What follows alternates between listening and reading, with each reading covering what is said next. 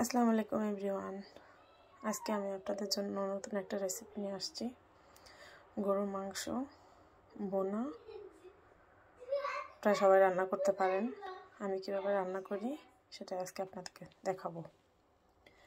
আমি প্রথমে নিয়েছি 2 কিলোর মতো গরুর মাংস।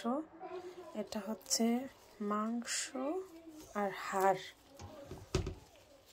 এরকম করে কেটে আমি ধুয়ে পরিষ্কার করে নিয়েছি। এখন এর মধ্যে আমি দিয়ে দিব হচ্ছে কেটে রাখা পেঁয়াজ, দিয়ে দেব আমি 2 চা চামচ আদা রসুন পেস্ট,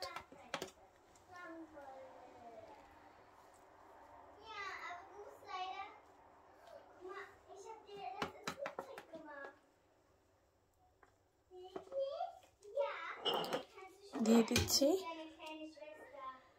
তেজপাতা, এলাচ, দারচিনি আর লং, দিয়ে দিচ্ছি অয়েল,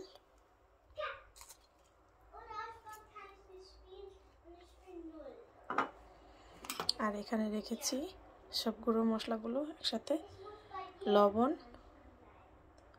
ধনে, জিরা, গরম মশলা, হলুদ এবং লাল মরিচ। দেবো গরম মশলাগুলো। আমি সব কিছু 1 চা চামচ করে নিয়েছি।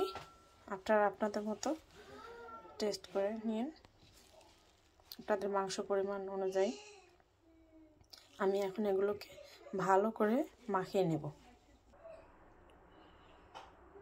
আমার মাংসটা ম্যারিনেট হয়ে গিয়েছে।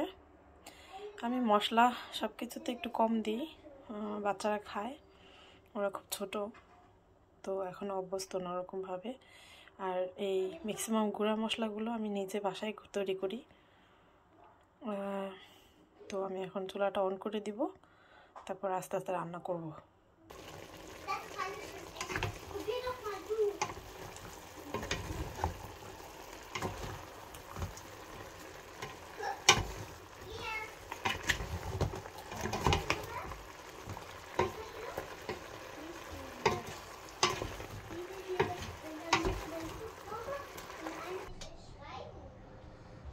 মাংসের পাশাপাশি আমি বাচ্চাদের জন্য আরেকটা রেসিপি করব, কিমা দিয়ে ভেজিটেবল।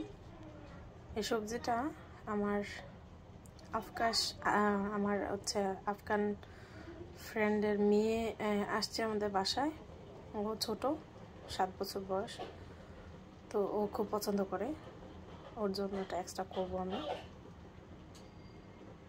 এই তো এটাও আপনাদের সাথে শেয়ার করব, পাশাপাশি রান্না গরু মাংসের সাথে সাথে। আমি একটু পানি অ্যাড করেছি, একটু পরে আবার একটু অ্যাড করব।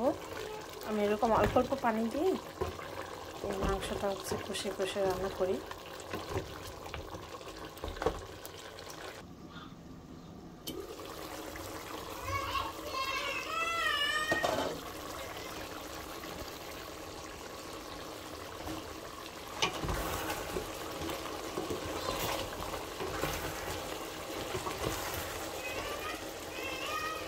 দিয়ে দেবো কেটে রাখা টমেটো, মিডিয়াম সাইজ দিয়েছি।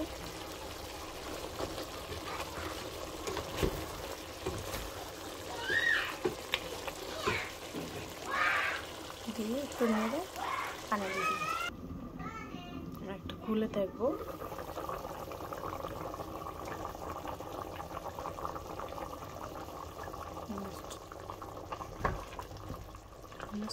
হয়ে গিয়েছে। আমি ঝোলটা রাখবো না, একটু কমিয়ে দিব।